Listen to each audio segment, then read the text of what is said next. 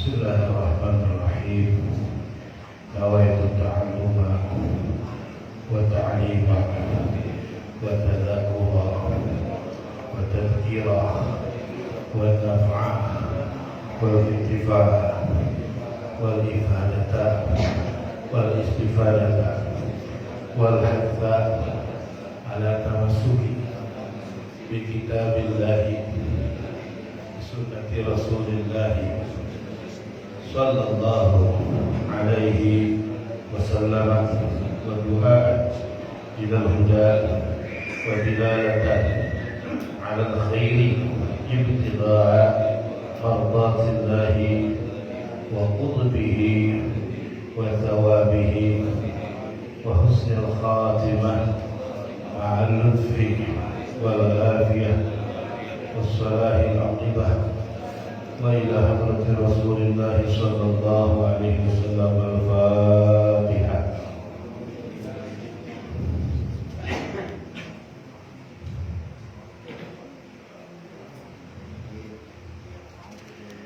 Bismillahirrahmanirrahim. Alhamdulillahirabbil alamin. Assalatu wassalamu ala asyrafil anbiya wal mursalin wa ala alihi wa ashabihi ajma'in. Rabbi shrah li sadri wa yassir li amri warfa'ni qadri wahlul 'uqdatam min lisani wasaddid lisani wahdi qalbi bihaqqil qur'anil 'azim wa rasulil karim. Rabbana anfa'na bima 'allamtana Rabbi 'allimna alladhi yanfa'una ya qayyum fala yafutu syai'un min 'ilmihi wa la ya'udu ya mubdi'al bada'i lam yabghi fi insyaiha 'amnan min khalqihi. Allahumma aghnina bil ilmi wa zayyina bil hilmi wa akrimna bit taqwa wa jammilna bil 'afiyati bi rahmatika ya arhamar rahimin. Alhamdulillah, malam ini kita masih dipilih oleh Allah Subhanahu wa taala sebagai ahibbah. Apa itu ahibbah? Para orang-orang yang dicintainya. Di antaranya ahibbah Allah adalah talibul ilm, orang yang mencari ilmu. Siapa yang mencari ilmu berarti dia sudah ada di dalam kasih sayangnya Allah Subhanahu wa taala.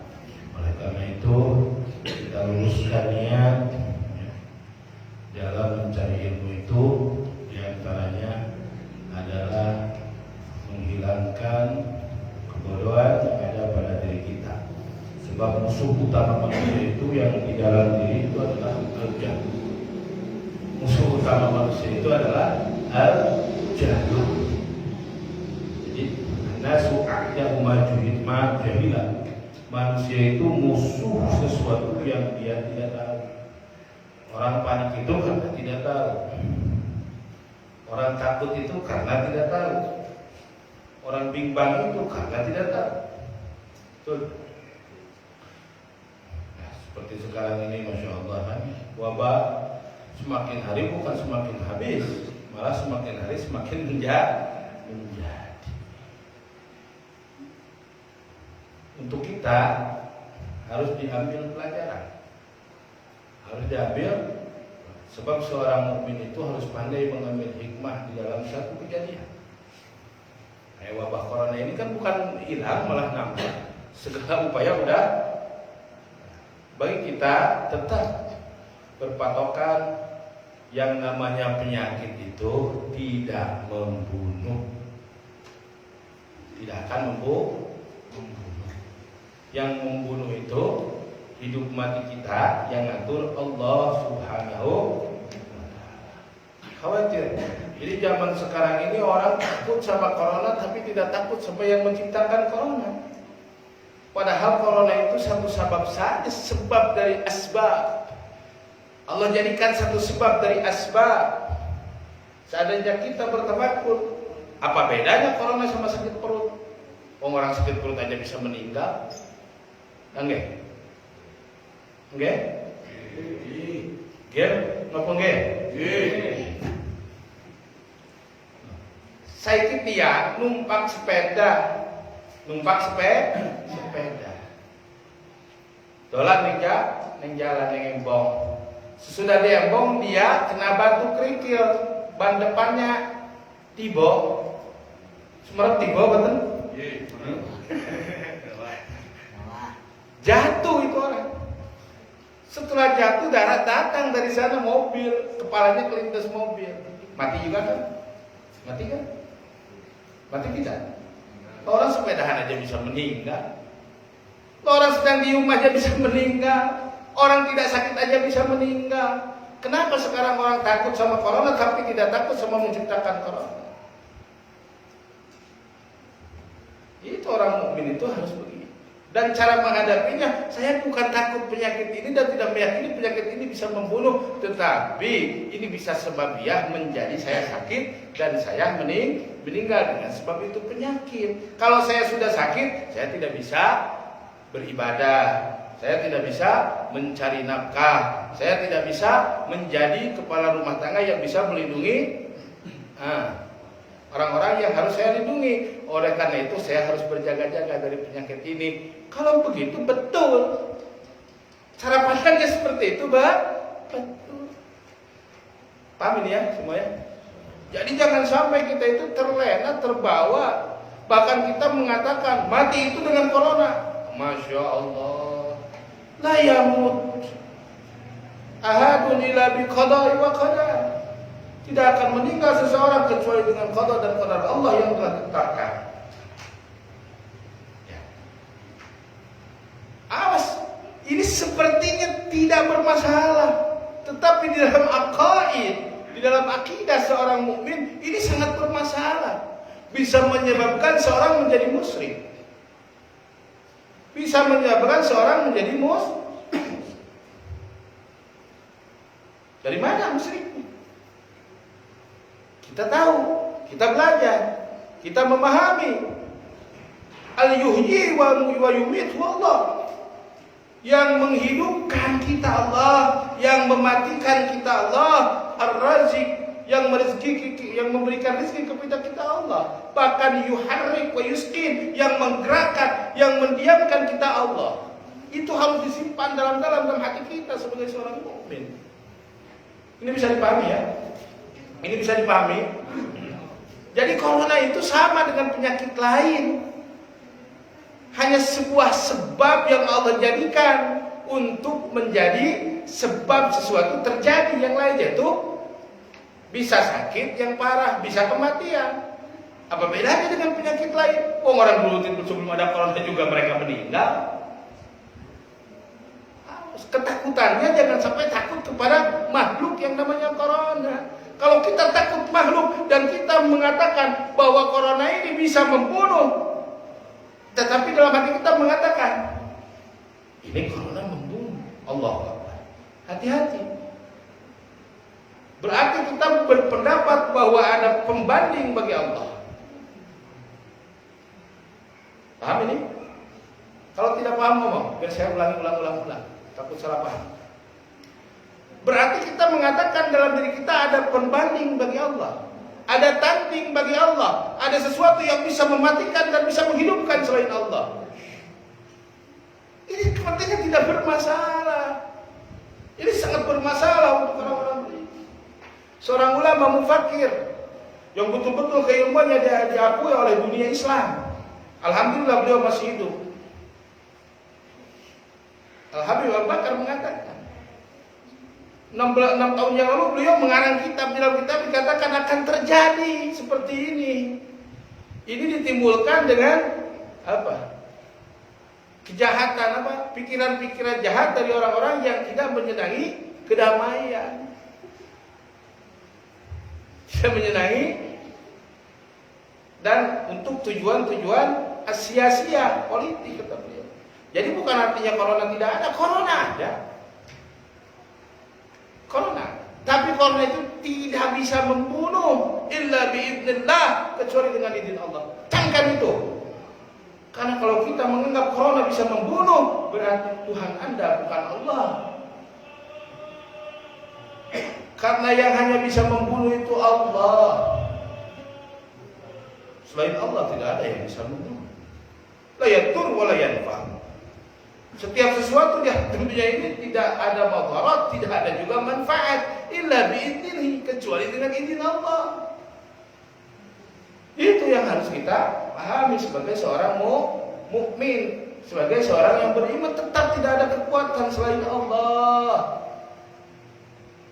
Ini kita anggap sebagai bala, sebagai ujian, adab, sebagai hukuman. Bala bagi orang-orang yang beriman, orang-orang yang sudah memang berbuat bakti kepada Allah dengan sedemikian rupa, dengan kesolehan mereka. Nah, itu bala bagi mereka. Tetapi mungkin untuk kita yang pendosa-pendosa seperti kita, kalau kita karena penyakit ini, buat kita bukan bala, buat kita adalah adab, siksaan yang disediakan oleh Allah karena banyaknya dosa yang kita kerjakan.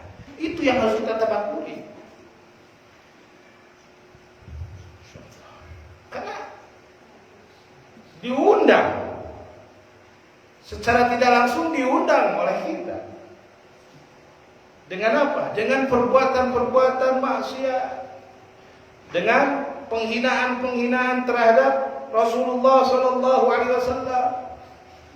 Itu sudah mengundang kemarahan. Ya Allah ya, Masya Allah. Orang semakin berani menghina agama Allah. Orang semakin berani melecehkan syariat Islam, semakin berani. Masya Allah. Kenapa? Karena banyaknya dosa-dosa kita. Oleh karena itu mohon sama Allah, ini penyakit silahkan segera pergi. Kita mau hidup mau hidup biasa-biasa lagi kan gitu. Yang senang jagongan ya jagongan, bisa jagongan lagi begitulah. Allah kasihan, sudah merusak segala. Tapi yang kita bisa ambil apa?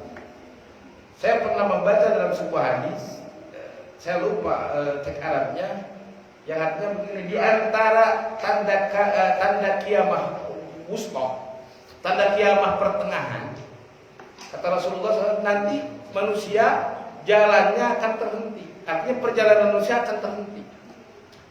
Loh, ini cocok sekali dengan zaman sekarang. Orang punya mobil tapi nggak bisa digunakan, betul? Betul? Platnya apa? Pulang sana. Kapal apa? Diciptakan untuk terbang, tapi kapal ada di darat terus ini. Mulai kemarin penerbangan nggak ada. Masya Allah. Masya Allah. Perjalanan orang dibatasi. Ini kita usah terputus, tawasul terputus. Ini diantaranya apa? Diantaranya ini tampak alamat kiamatul wusta, kiamat pertengahan. Tanda-tanda kiamat yang bukan yang besar tapi yang pertengahan. Kalau yang besar nanti kan nampak turunnya Dajjal. Ini sebelum Dajjal udah kita harus bersiap-siap. Mungkin ini waktunya. Itu yang harus kita ambil. Kita harus banyak bertadarus kepada Allah, mengembalikan diri kita kepada Allah, memohon pertolongan Allah. Jangan sampai kita terjebak dengan fitnah dunia.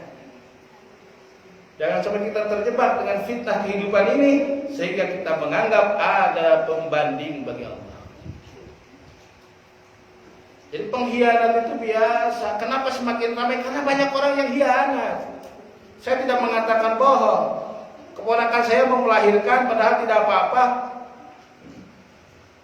Boleh masuk rumah sakit, tapi harus siap tanda tangan pasien corona. Macam apa seperti ini?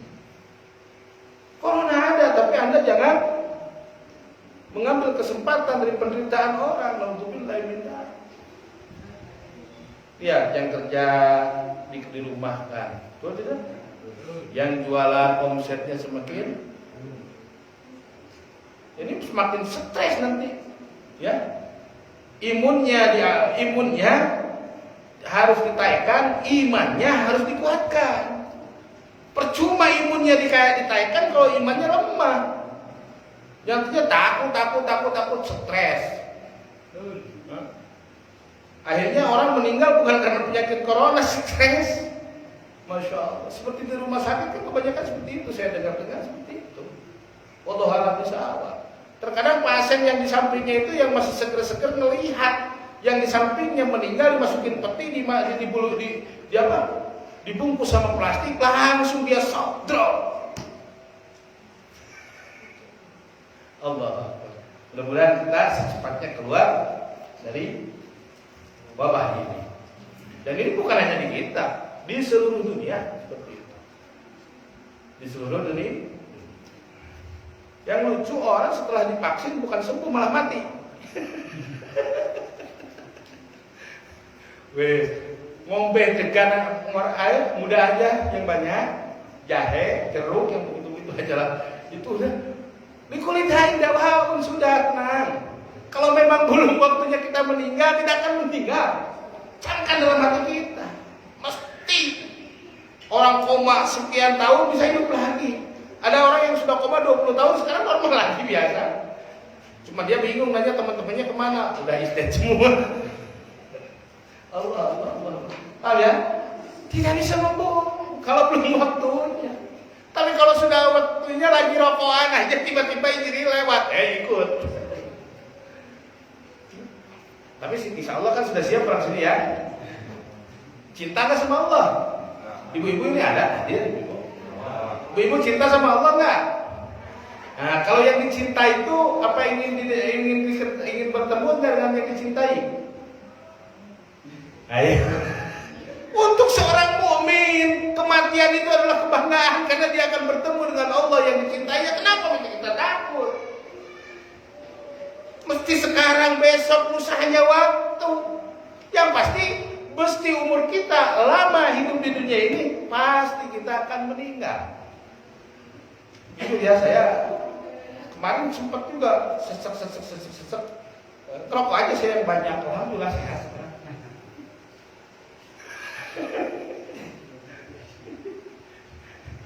Masya Allah.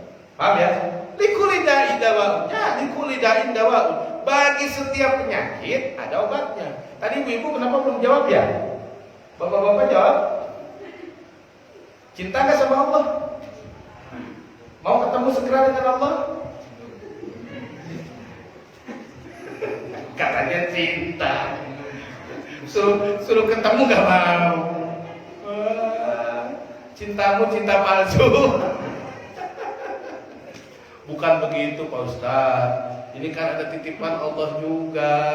Anak saya harus saya urus. Begitu jawabannya. Karena saya mengurus anak saya juga, ini bukti cinta saya kepada Allah. Saya mengurus suami juga, bukti cinta saya sama Allah. Begitu jawabannya. Kalau itu kan langsung gak mau. Kalau mati nanti kata Allah, kamu kan gak mau ketemu sama saya, buat apa kamu ketemu saya? Ayo, bagaimana kalau begitu kan nanti? Jadi bagi orang mukmin tidak ada ketakutan. Kematian itu memang sesuatu yang sudah ditetapkan, bagaimanapun caranya. Cuma kita minta kepada Allah kematian yang terbaik. Kematian yang terbaik yang kita mohon kepada Allah. Ketika kita sedang mengingat Allah, ketika kita sedang dalam keadaan kebaikan, Israel menjemput kita, monggo-monggo saja. Jangan sampai kita meninggal ketika kita sedang ada di tempat yang Allah tidak mengizinkan kita ada di situ.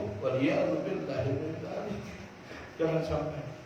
Mudah-mudahan semuanya Allah jaga, Allah pelihara dari kejahatan manusia, kejahatan jin atau wabah apapun juga yang bisa menjadikan kerusakan untuk kita, kebinasaan untuk kita.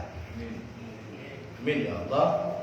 Ini mesti dipaham ya, mesti dipaham ya masalah corona, mesti dipaham. Jangan takut sama coronanya, itu harus lebih takut sama yang menciptakan corona. Kalau Allah mau, Allah bisa bikin 1000 lebih kuat daripada corona. Loh. Bisa. Allah bisa bikin 1000 lebih kuat. Bahkan tidak, kata Allah, aku tidak mau ini sebagai hukuman bagi mereka, sebagai ujian bagi hamba-hambaku yang soleh. Aku lipat gandakan kekuatannya. Bisa-bisa aja. Kalau sudah begitu bagaimana? Tidak ada jalan kecuali kita memohon perlindungan kepada Allah dan melaksanakan apa? Syariat, apa itu syariat? Menjaga diri dari penyakit itu satu kewajiban. Berarti kita itu harus hidup sehat. Begitu, harus menjaga kesehatan kita. Karena itu juga amanat dari Allah. Itu kan punya kita, badan ini amanat dari Allah. Jadi saya bilang semua penyakit ada obatnya, ya tidak ada obatnya cuma dua. Kata Rasulullah SAW, sabda Rasulullah SAW, kullu da'in dawa. Untuk setiap penyakit apapun ada obatnya. Jadi Allah ciptakan penyakit, Allah ciptakan juga obatnya. Yang tidak ada obatnya cuma dua penyakit. Yang satu al-haram, yang kedua al-maut. Ini boten wonten tomboe. Sampean golek ning ndi boten wonten tomboe. Sing nomor setunggal napa? Al-haram. Apa niku haram? Bukan hak kecil, haram. Apa itu? Orang yang pikirannya sudah Allah hapus. Kembali lagi kepada anak, yaitu Wajib ada enggak? Itu wajib kan kita dikembalikan kepada anak lagi. Mata jadi kurang melihat, gigi habis semua. Masya Allah wajib. Iya. Kalau perlu wajib digundulin. Karena ada cerita orang digundulin semua, kakek-kakek giginya udah gak ada, digundulin meninggal. Karena disangkanya bayi, disusuin sama bidadari. Pas disusuin, loh kok itunya dilempar sama bidadari ke neraka. Cuma bercanda ya, bercanda, maaf. Bukan serius itu. Jadi kita kembali lagi kepada haram. Pikiran kita kembali lagi ke titik anak-anak. Kalau ngomong nggak bisa satu kali, ngomong lagi. Kita jangan marah. Kalau punya orang tua seperti itu, kita nggak boleh marah. Kita waktu kita masih kecil, kita belajar ngomong. Orang tua kita nggak pernah bentak kita. Orang tua kita nggak pernah memarahi kita. Kalau kita nanya sama orang tua kita berpuluh-puluh kali, sudah dijawab sama ibu kita, sudah dijawab sama ayah kita. Tetap aja kita nanya, ini apa, ini apa. Seandainya kita punya orang tua yang sudah tua, lalu kembali seperti itu, ingat orang tua Anda tidak pernah membentak Anda ketika Anda bertanya hal yang serupa berulang-ulang.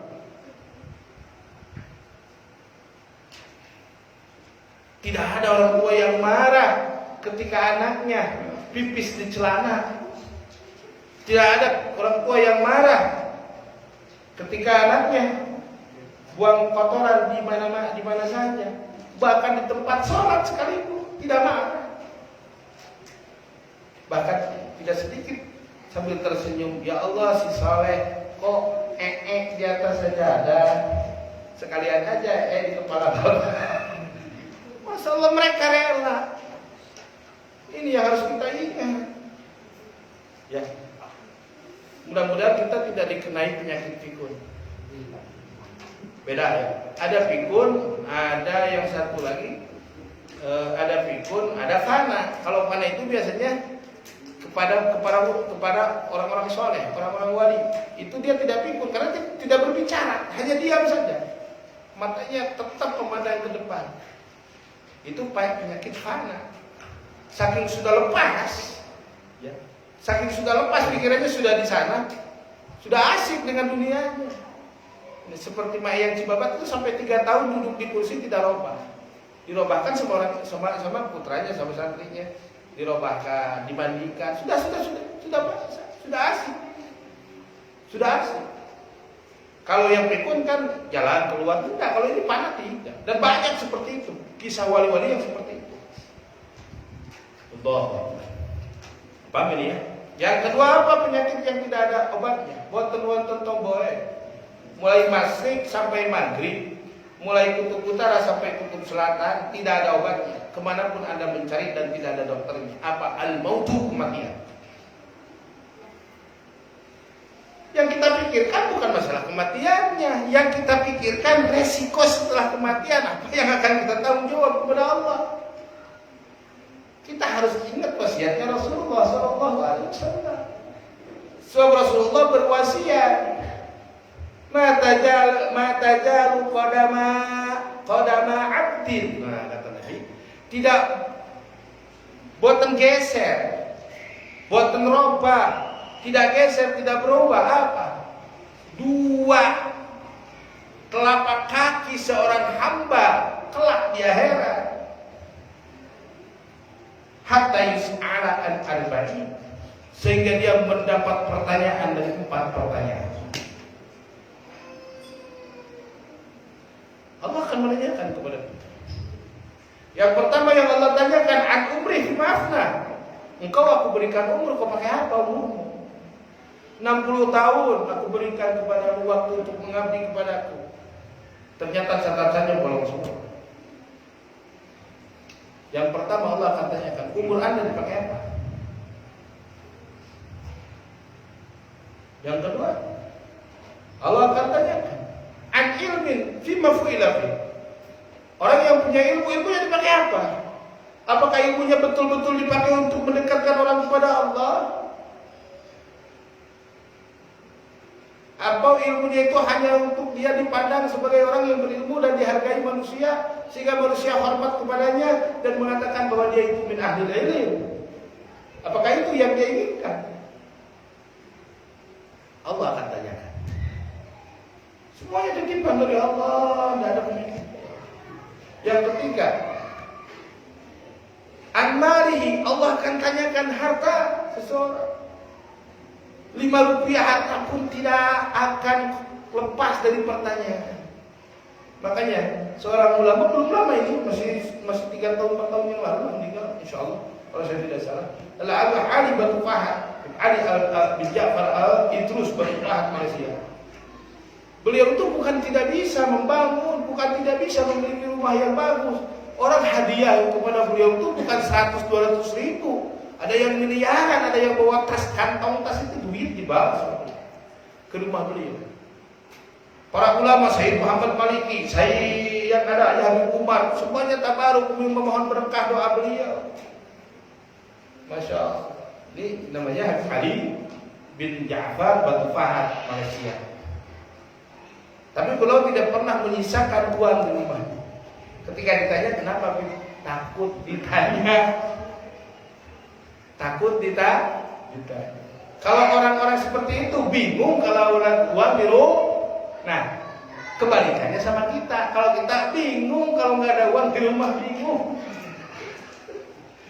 Ya itulah tingkatan kita. Tingkatan beliau tingkatan wali, tingkatan beliau tingkatan wali. Jadi berbeda dengan kita. Kita ini merasa resah, merasa tidak enak perasaan kalau di rumah tidak ada uang. Apalagi istri sudah cemberut, waduh, kiamat belum datang, rasanya sudah datang.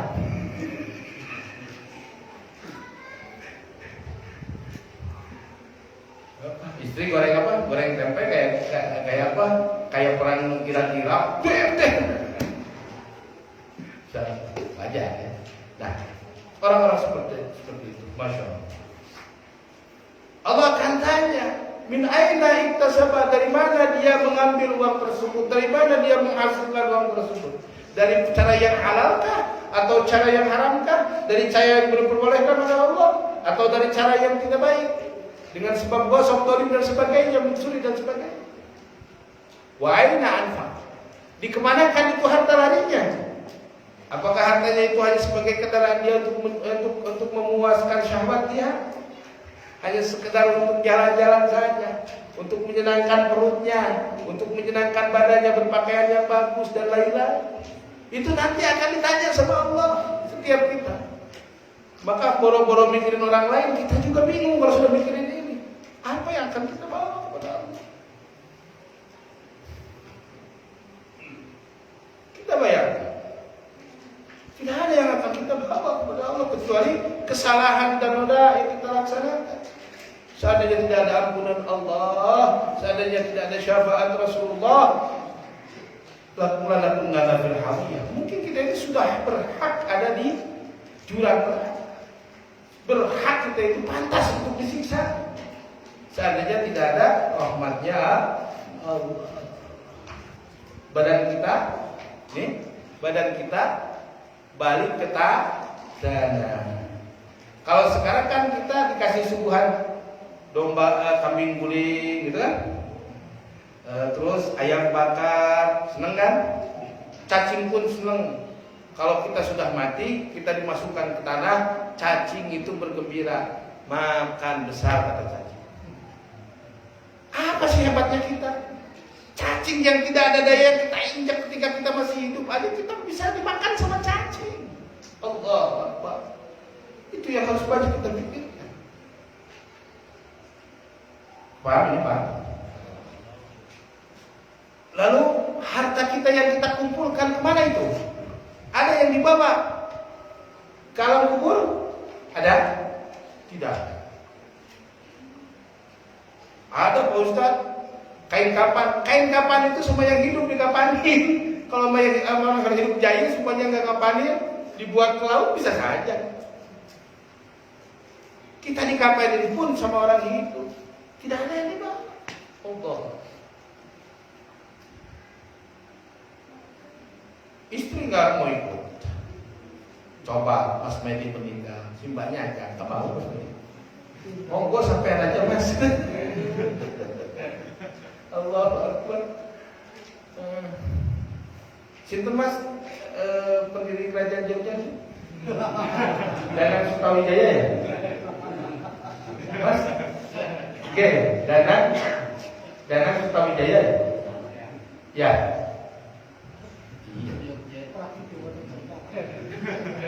Ya Mas. Biar seger lagi. Jadi seger lagi ya Mas ya. Allah. Ya Allah. Lalu harta yang kita tinggalkan menjadi rebutan ahli waris. Dan tidak sedikit ini menjadi masalah. Ketika anak-anak ini tidak dididik oleh kita ketika kita hidup, harta yang kita tinggalkan justru jadi alat untuk saling membenci, untuk menjadi alat untuk saling bermusuhan di antara zuriyah kita, keturunan kita. Anda kira ini tidak sampai ketika kita sudah dikubur? Sampai ini. Kejadian di dunia yang terjadi dengan anak-anaknya ini sampai.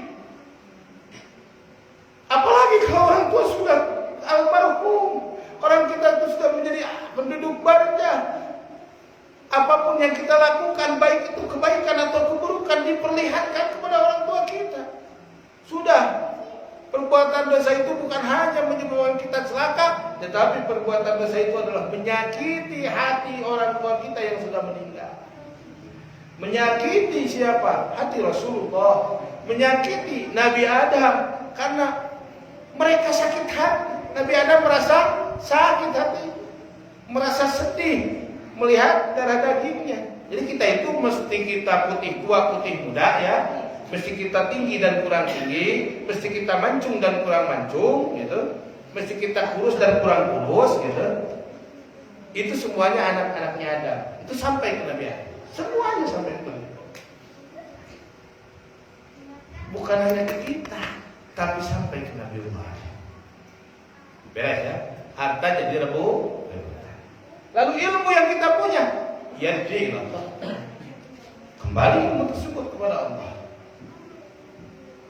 Yang menyisa apa? Hanya dosa yang kita bawa.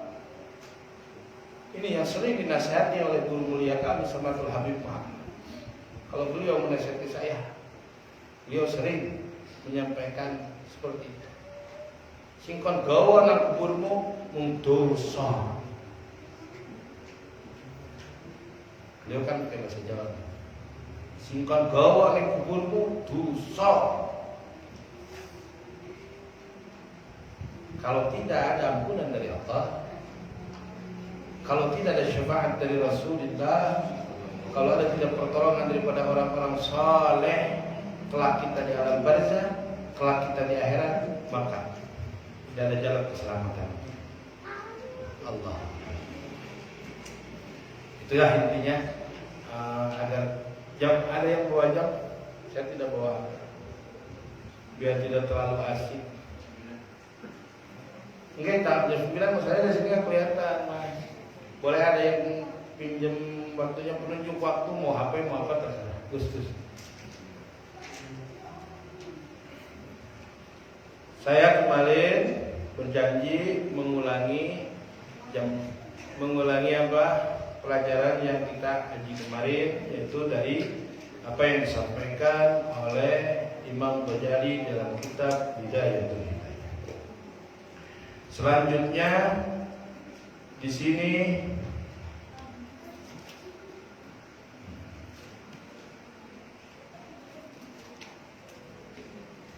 yang dibahas yaitu masalah suhbah. Suhbah itu adalah kebersamaan, ya. Kebersamaan beserta Allah.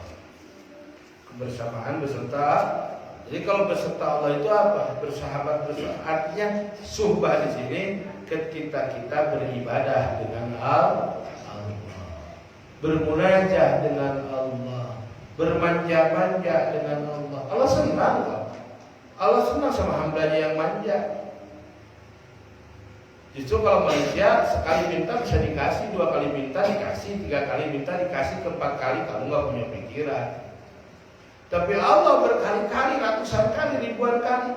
Allah senang melihat hambanya bermesra-mesra. Allah senang melihat hambanya menangis-nangis, merajuk-rajuk, merayu kepada Allah. Allah sangat senang. Paham ya? Kalau memang kita memiliki satu dosa, satu kesalahan, kita mohon ampun kepada Allah. Munajah itu apa? Berbisik-bisik dengan lembut kepada Allah. Ya Allah, aku ini adalah orang yang dipenuhi noda dan dosa. Seandainya tidak ada ampun-Mu dan rahmat, tentu aku ini menjadi orang celaka. Iringi tetesan air mata. Jadi nggak apa-apa manja. Allah itu senang dimanja sama hambanya. Cuma kitanya kalau sama Allah nggak mau manja, ya nggak mau manja. Selanjutnya dikatakan oleh Imam Al-Ghazali rahimahullah,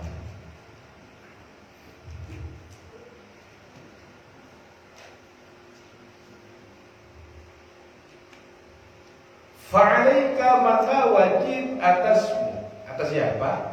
Atas dirimu, atas si pembaca, atas orang yang sampai wasiatku kepadanya. Kata Imam Ghazali, atas orang yang sampai wasiatku kepadanya. Apa yang wajib? Anta ta'allama, hendaknya engkau mempelajari. Jadi hukum mengetahui cara-cara kita suhbah kepada Allah itu hukumnya wajib. Anta ta'allama, kata Imam Ghazali, hendaknya kamu mengetahui. Dan orang tidak bisa mengetahui kecuali ala sabilit ta'allum, dengan cara belajar.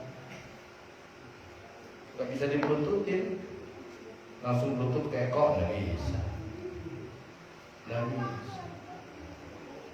Ketika Sayyidina Husain atau Sayyidina Hasan dan antara keduanya beliau meminta kepada Rasulullah agar Rasulullah memberikan ilmu langsung, Rasulullah menegur cucunya, ya Husain, al-ilmu bitta'allum. Tidak, engkau memang cucuku, tapi ilmu tidak bisa aku berikan.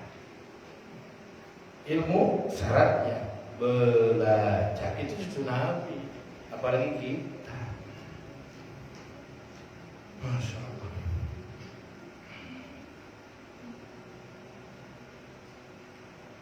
Hendaknya kamu mengetahui adab as-suhbati, kepada adab-adabnya suhbah. Artinya suhbah ini kebersamaan dengan Allah ketika kita beribadah kepada Allah. Loh, kalau gitu kita bisa berdoa dengan Allah. Maaf, bukan kesana arahnya. Karena Allah itu bukan makhluk. Apa yang ada di dalam hati kita mengenai Allah, Allahu laisa kadzalik. Allah bukan seperti yang Anda pikirkan. Maka Rasulullah secara gamblang dan tegas mengatakan, tafakkur fi khalqillah wala tafakkur fi dzatillah. Berpikirlah, lihatlah keagungan ciptaan Allah, tapi jangan mencoba-coba memikirkan tentang zat Allah. Nanti akan menjadi orang yang sesat. Dia bilang Allah nanti akan ada. Allah itu kan punya kerajaan.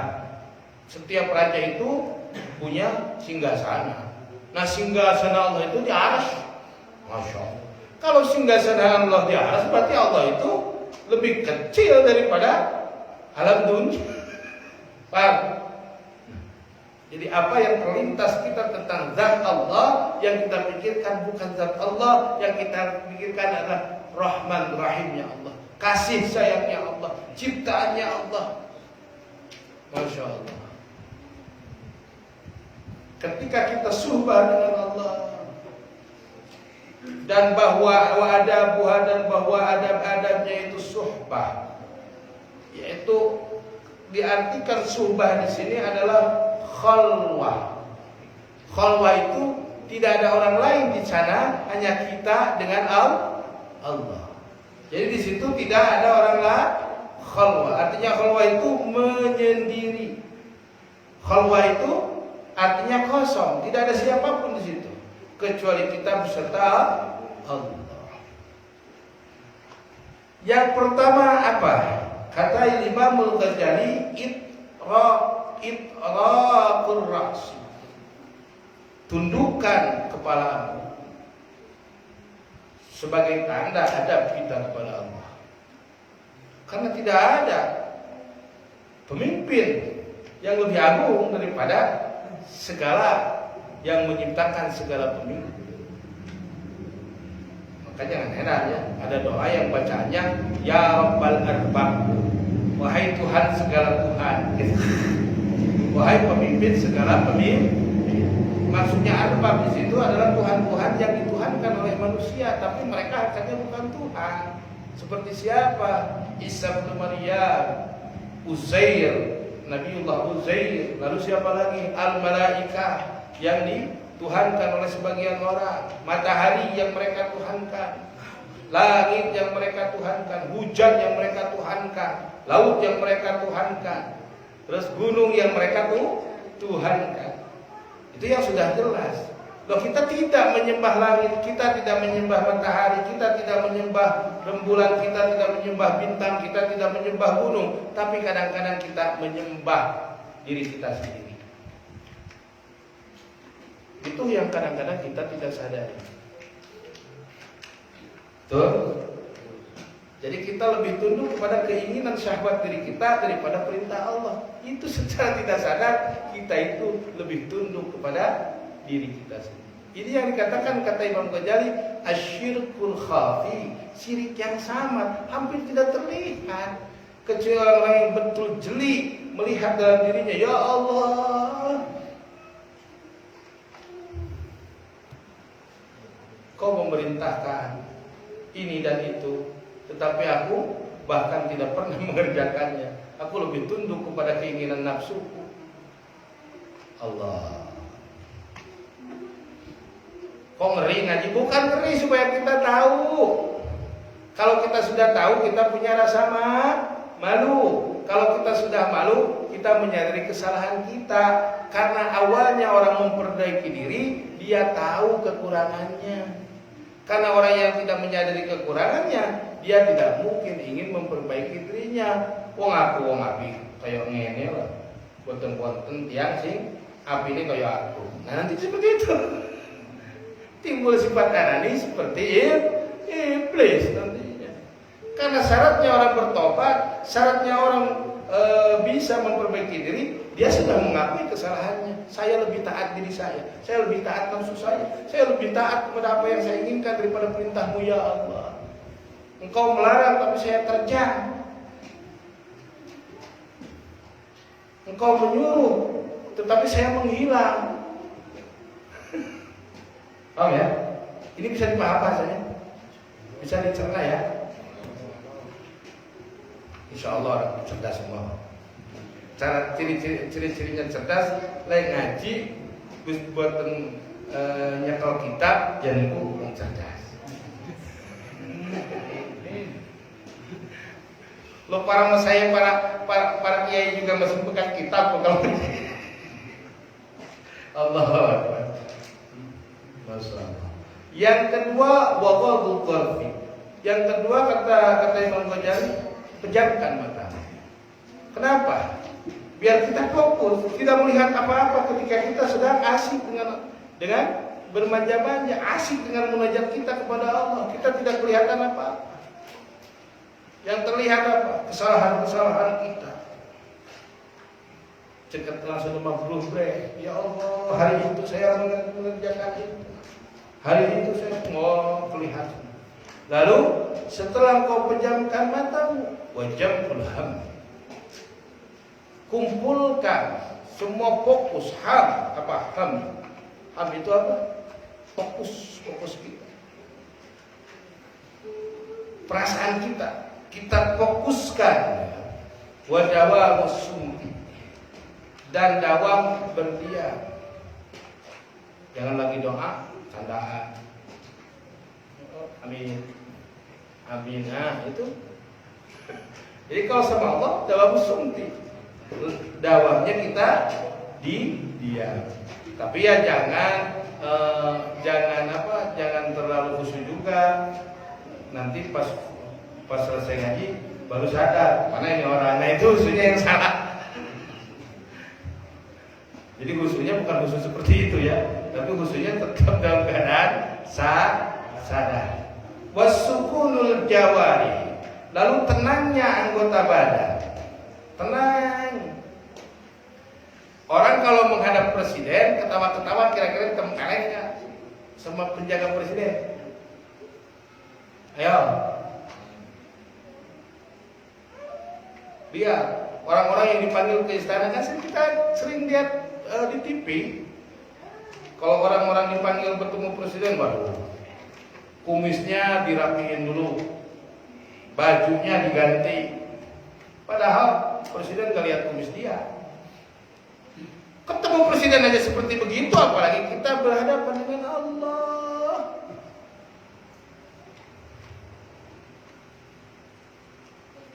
Presiden kan diganti. Apakah Allah ada pergantian? Enggak. Allah. Sama orang yang habis kekuasaannya aja kita menghormatinya, masya Allah, satu kebanggaan. Tapi yang bagus itu ada ulama namanya Habib Ali Masyhur, kakak daripada Habib Umar bin Hafid. Ketika pesantrennya didatangi presiden Yaman, dia ngasih kata sambutan. Untuk yang terhormat Bapak Presiden, salah namanya. Bolak-balik salah juga. Bukan itu namanya, Habib, bukan itu. Setelah itu dia nanya sama presiden, nama itu siapa? Saking dia nggak tahu nama presidennya sendiri, padahal puluhan tahun jadi presiden. Yang dia tahu nama-nama kitab, yang dia tahu nama-nama orang soleh. Kalau bertanya sama beliau masalah ilmu, keluar semua. Kalau beliau nanya orang-orang soleh, Bib, hal fikum riwayatun Habib had, riwayatun ulama hada. Apakah engkau punya riwayat ulama tentang ini, ulama yang ini, ulama di negeri ini? Beliau akan menceritakan dengan begitu gamblang. Presiden sendiri dia baru nggak tahu. Ada orang seperti itu. Artinya beliau sudah meninggalkan hal-hal yang berkaitan dengan duniawiyah. Sesuatu yang tidak bermanfaat dengan akhirat beliau tinggalkan. Kalau kita kan sengaja. Allah. Yang nggak terkenal ingin jadi terkenal ya. Sampai mandi air pemerah, masya Allah. Biar subkeber itu. Nah itulah subkebernya biar banyak. Mandi air pemerah. Maaf ya, sampai yang makan kotoran di video itu sudah ada. Naudzubillah. Ini sudah seperti apa seperti ini? Naudzubillah min. Yang lebih parah lagi, perempuan pakai jilbab, ya, goyang-goyang, lalu lengkap-lengkup tubuhnya diperlihatkan gitu-gitu. Ya Allah ya Rabbal Alamin. Itu yang paling sedih kelak di akhirat suaminya kalau dia sudah bersuami. Hati-hati diperiksa ya ke istrinya, jangan-jangan istrinya bikin TikTok.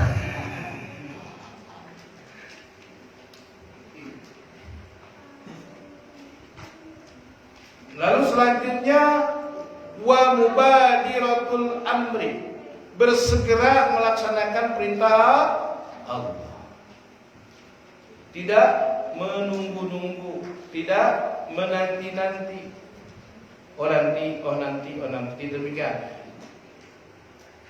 Jadi dia segera melaksanakan perintah Allah yang berupa perkara yang wajib atau yang sunnah.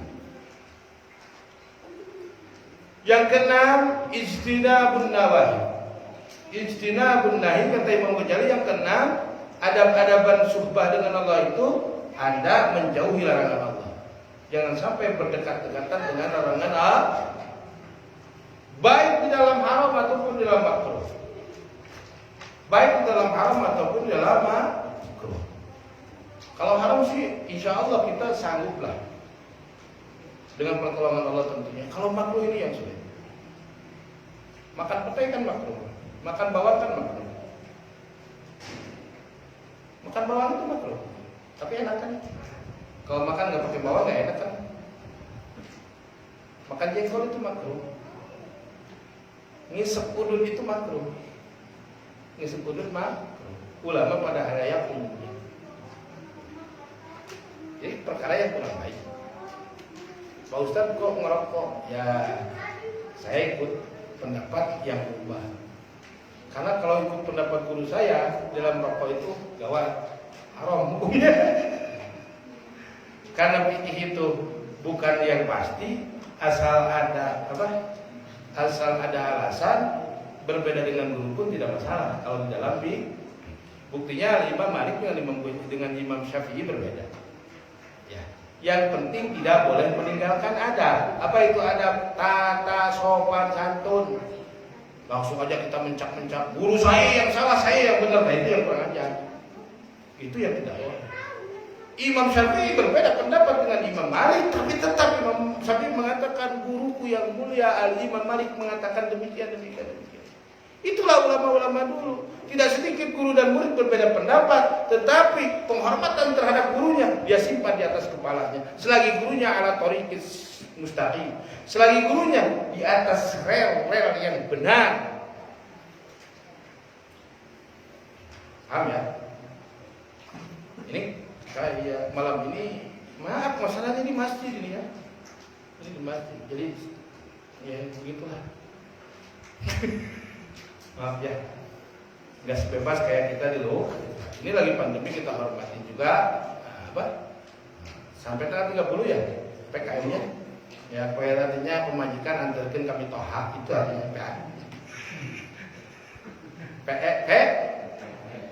pemajikan antarkan kami toha. Biar nggak rewel. Allah. Lalu wakilatul i'tiraf. Sedikitnya kita berpaling al qadar dari kepastian Allah.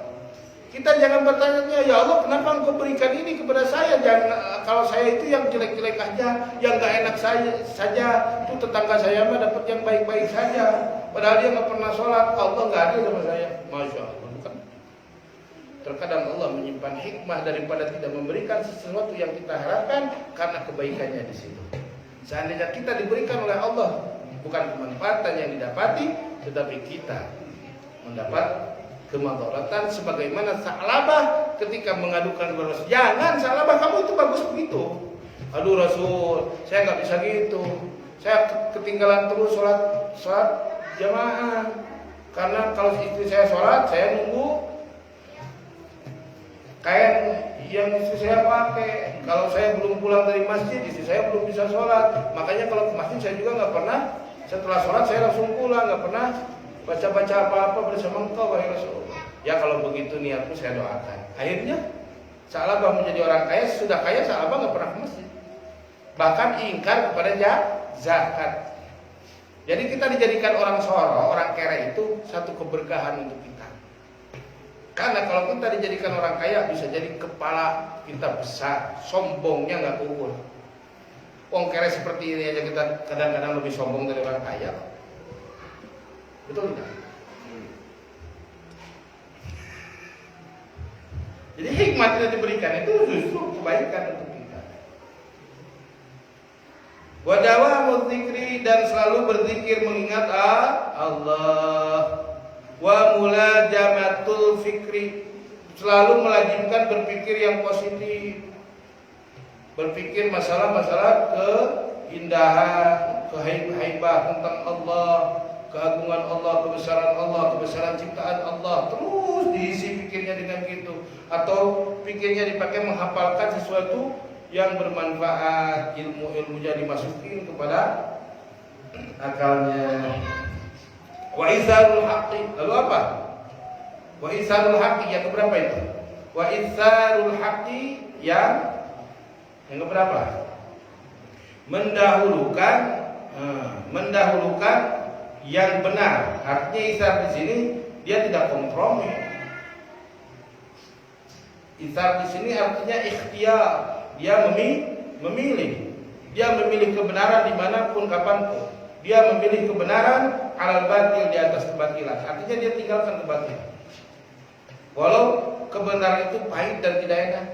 Walaupun kebatilan itu indah, megah dan segala wah, tapi dia tinggalkan.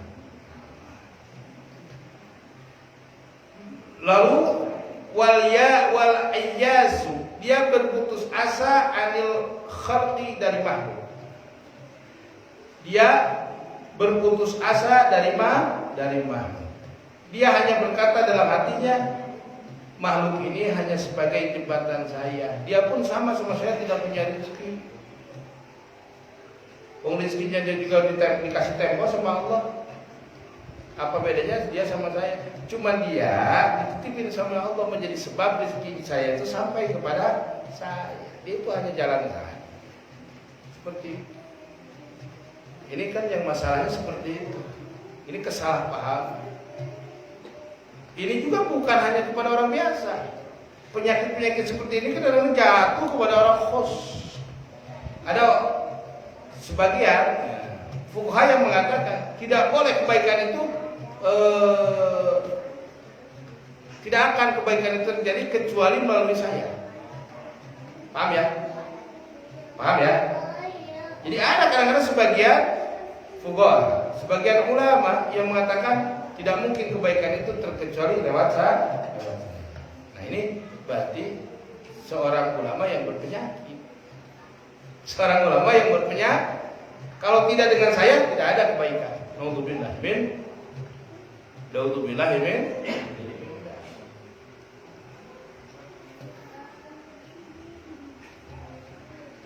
Ini bisa dipahami ya. Jadi makhluk itu hanya sebagai pelantaran saja. Saya kembali lagi masalah corona. Corona pun sama sebagai penghantar kematian. Kalau memang Allah jadikan itu corona sebab kematian seseorang. Yang memberikan kematiannya siapa? Allah. Yang nyabutnya siapa? Israel. Apakah orang yang mati corona yang nyabutnya itu siapa?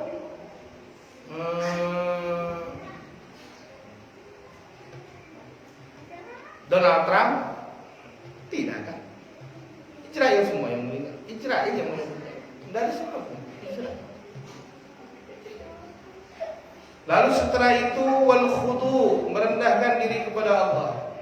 Al khudu, merendahkan diri kepada Allah. Dia mengakui kesalahan-kesalahan. Merendahkan diri kepada Allah Subhanahu. Jadi orang yang baik itu orang yang bisa menangis dikala orang banyak, dia meneteskan air mata takut kepada Allah, dan dia bisa menangis ketika dia berkesendirian tidak ada siapa di situ pun dia sama meneteskan air mata karena takut kepada Allah. Kalau dia di muka umum bisa menangis, tapi kalau sendiri dia tidak menangis, berarti dia bohong. Oh, ada orang menangis kalau depan umum dia bisa menangis, berarti dia bohong. Bukan begitu. Siapa tahu di kamar ketika dia di kala sendiri dia lebih hebat tangisannya kepada Allah. Jangan suudon kita. Paham ya? Tahtal haibat, merasa merendahkan diri di bawah haibah Allah. Apa itu haibah? Haibah itu wibawa Allah. Wibawa kayak kopral ketemu jenderal kan gitu. Padahal jenderalnya senyum-senyum aja, kopralnya kakinya udah gemeteran, padahal nggak apa-apa. Nah ini jenderalnya para jenderal, masa kita nggak takut? Allah. Wa tawakkul terus wal intisar, lalu terpecah-pecah hatinya, nelongsok, hatinya ngelongsor. Ya, ngelongsor. Tahtal haya, di bawah rasa malu dari Allah. Malu kenapa? Ditaksirika fil ibadah, karena kita mengetahui diri kita ini adalah orang yang cetek di dalam beribadah, yang sembrono di dalam beribadah. Masya Allah. Malu kita sama Allah. Tangisan kita, tangisan lahir, tangisan batin akan terjadi kalau kita menyadari seperti itu. Lalu yang ke-14, as-sukun an hilil kasab. Dia tenang. Jadi dia mengatakan, sepayah apapun saya bekerja, bukan pekerjaan saya yang memberikan rezeki, ini hanya sebab Allah yang memberikan rezeki kepada saya. Seperti itu. Sikotan karena dia tenang, bidomani dengan tanggungan dari Allah. Allah sudah menjamin. Allah sudah menjamin. Watawakkal. Lalu dia bertawakal. Dia memegang erat, beriktimat, menjadikan andalan. Dia mengandalkan ala fadlillah, atas kurnia Allah, bukan atas kemampuan dirinya, bukan atas kecerdasan dirinya, bukan atas ketangkasan dirinya, bukan. Dia menyerahkan, dia mengandalkan atas karunia Allah Ta'ala. Mengetahui ma'rifatu muhsinil ikhtiyar. Dia mengetahui baiknya pilihan Allah. Bukan pilihan kita, pilihan Allah. Apapun yang Allah pilih untuk kita, itulah yang terbaik. Tidak pahili, tidak patuker, tidak paliron. Boten pakentosnya, boten ketuker. Ini harus jadi ini harus semuanya masing-masing ditempatkan pada tempatnya oleh Allah. Dan pada akhirnya itu ujian juga, karena akan dipertanggungjawabkan oleh Allah. Wahadal adab, dan ini adab-adaban kulluhu, kesemuanya yang bagi pantas ayyakuna, hendaknya ada dia itu syiaruka, menjadi syiar. Apa itu syiar? Syiar itu diibaratkan pakaian, menjadi ciri Anda, menjadi identitas Anda yang tidak lepas dari diri Anda, sebagaimana pakaian yang tidak terlepas dari badannya. Jadikan ini semua syiar-syiar pakaian yang tidak lepas dari diri Anda menjadi identitas Anda. Fijamin lailika, pada segenap hari malammu, wanaharika, dan segenap siangmu. Fahinnaha, maka sesungguhnya itu yang diceritakan kata Imam Ghazali, ada suhbati ma'asahibin, itu adalah adab-adaban suhbah beserta sahib, la yufariquka, yang tidak akan meninggalkan kamu. Wal khalqu kulluhum yufariqunak, dan makhluk semuanya akan meninggalkan kamu. Fi ba'di awqatik wa in kunta aliman fa'adabul alim. Oh, sudah sampai sini. Yufariqunaka fi ba'di awqatik. Jadi tidak ada berteman dengan makhluk itu tidak sampai sedekatnya orang sama kita. Siapa sih? Sedekatnya orang dengan kita itu, kalau bukan anak kita ya istri kita. Tidak mungkin dia bersama terus dengan kita. Betul tidak? Sudah. Yang namanya berteman makhluk itu pasti dia akan meninggalkan kita di dalam sebagian waktu. Ada yang tidak pernah meninggalkan kita, tetapi kehadirannya tidak kita sadari. Apa itu? Siapa itu? Allah Subhanahu wa ta'ala. Allah syahid. Allah yang menjadi saksi kepada kita. Allahu ma'i, Allah yang selalu beserta kita. Allahu nadirun ilaikum, Allah yang selalu melihat kita. Siapa orang yang sudah menerapkan itu di dalam hatinya, maka dia pasti tidak akan berani melakukan kesalahan. Tidak mungkin berani dia melakukan dosa, karena dia melihat Allah selalu ada bersamanya. Inilah yang dikatakan maqamul ma'iyyah, maqam kebersamaan, atau dikatakan muraqabah, yang selalu merasa dikontrol oleh Allah Subhanahu wa ta'ala. Dimanapun kita berada, Allah ada di sana. Dia tidak pernah berpisah dengan kita. Allah. Ini bisa diukur sebesar apa keyakinan kita kepada Allah. Sekuat apa keyakinan kita kepada Allah? Karena orang yang sudah benar yakin dikatakan dalam kategorinya yaitu imamnya imanul ayyan. Imannya itu sudah tingkat keempat, ketiga atau keempat, yaitu maqam ainul yaqin. Sudah tidak terlihat apapun yang dia lihat hanya Allah Subhanahu wa taala. Sayang anak bukan lagi karena tuntutan jiwa atau perasaan yang mendorong kita menyayangi anaknya, tidak, tapi hanya Allah yang dia lihat. Ini makhluk Allah, ini titipan Allah, ini amanat Allah. Saya harus benar-benar mengurus dia. Kalau tidak ini akan menjadi bumerang untuk saya. Jadi yang dilihat bukan lagi perasaan, tapi segalanya Allah. Mudah-mudahan kita semua selalu mendapat taufik hidayah dari Allah, mendapat penjagaan dari Allah, mendapat ampunan dari Allah, maghfirah dari Allah atas dosa-dosa kita. Ya Allah, maafkanlah kami, ampunilah kami, ampunilah kedua orang tua kami, ampunilah guru-guru kami, ampunilah istri-istri kami, ampunilah suami-suami kami, ampunilah putra-putri kami, ya Allah, mertua-mertua kami, ya Allah, sahabat-sahabat kami, ya Allah, orang-orang yang kami cintai, ya Allah, dan orang-orang yang mencintai kami, ya Allah. Jagalah mereka, ya Allah, lindungilah mereka, ya Allah, ampunilah mereka, ya Allah. Ya Allah, ampuni kami dari segala dosa yang disengaja ataupun tidak, yang lahir ataupun batin, yang baru ataupun lama, ya Allah. Dosa kami seandainya yang diukur lebih luas daripada samudra yang paling luas, lebih tinggi daripada gunung yang lebih tinggi, dari dalam tapi dalam ampunanmu bagaikan setetes air yang lewat di dalam ladi. Ya Rabb, ya Rabbal alamin. Jadikanlah kami selalu hamba yang selalu bersyukur atas segala nikmat, nikmat lahir, nikmat batin, yang besar ataupun yang kecil, ya Rabb. Jadikan kami hamba yang selalu bersyukur atas segala, bersabar atas segala ujian-Mu, ya Allah.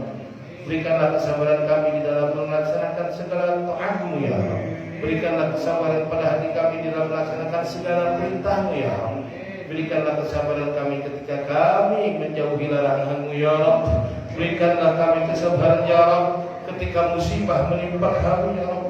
Ketika ujian menimpa kami, ya Allah. Berikanlah ketetapan dalam hati kami, ya Allah, agar selalu bersabar atas segala apa yang Kau telah tentukan, Kau pastikan untuk kami, ya Allah. Ya Rabbal alamin, berikanlah kami ilmu yang banyak, ya Allah, sehingga kami menuai ilmu syariat, tarikat dan hakikat, sehingga kami bermakrifat kepada-Mu, ya Allah, ya Allah, ya Allah, ya Rabbal alamin, ya Allah, ya Rabbal alamin. Jadikanlah amal-amal kami amal-amal yang diterima, ya Allah. Jadikanlah hati-hati kami hati-hati yang takutnya. Jadikanlah perut-perut kami perut yang merasa kenyang, ya Allah. Ya Rabb, ya Rabb, ya Rabb, aku berlindung dari-Mu daripada ilmu yang tidak bermanfaat. Berikanlah kemanfaatan ilmu-ilmu kami, ya Allah, sehingga menjadi hiasan hidup-hidup kami, ya Allah, menjadi tonggak daripada perjalanan hidup kami, ya Allah, menjadi pegangan daripada perjalanan hidup kami, ya Allah. Ya Rabb, ya Rabbal alamin. Jadikanlah hati-hati kami selalu terpaut kepada baginda Nabi Muhammad, selalu mencintai baginda Nabi Muhammad, mengikuti baginda Nabi Muhammad. Kami membuktikan kecintaan kepada Nabi Muhammad, ya Rabb, dengan membaca as-salah ala Nabi. Lalu kami jadikanlah kami orang-orang yang benar mencintai dan benar bisa melaksanakan apa yang beliau perintahkan dan apa yang beliau larang, ya Rabb. Ya Rabbal alamin. Jadikanlah ketika umur kami terpisah dari ruh kami, jasad kami ruh kami lepas daripada jasad kami, terpisah badan dan nyawa kami, tetapkanlah kalimat tauhid dalam hati kami, tetapkanlah akidah ahlus sunnah wal jamaah di dalam dada dan kami, ya Allah. Dan jadikanlah lisan kami bisa mengucapkan kalimat ikhlas, tanda orang yang meninggal membawa iman, yaitu kalimat la ilaha illallah, la ilaha illallah, la ilaha illallah. Allahumma ahyina 'alaiha wa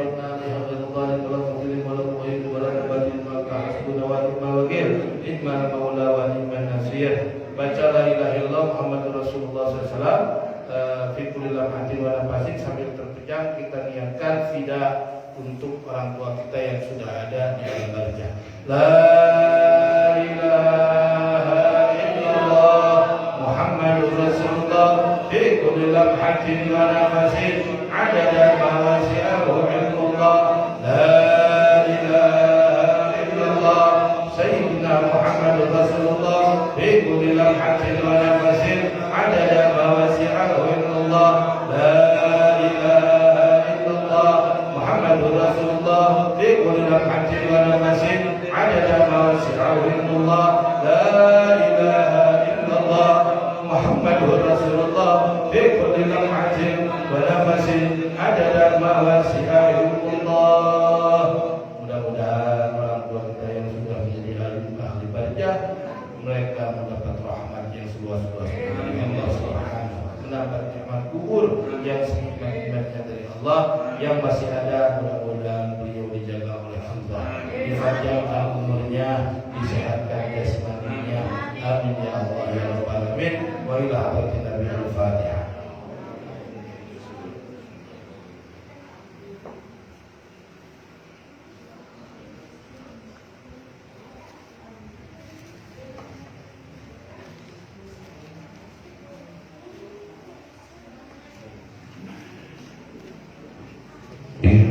إلهي